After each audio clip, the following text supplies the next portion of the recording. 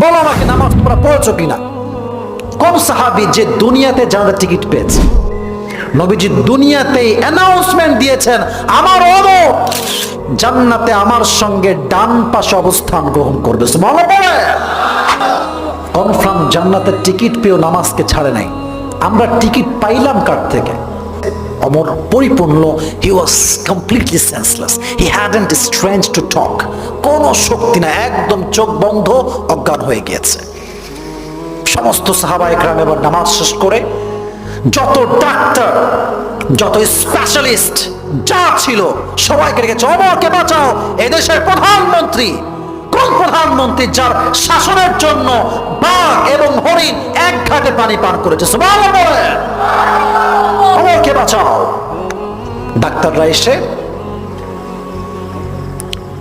ঘাড়ে দুই হাত দিয়ে শুয়েছিল, এমনি হালকা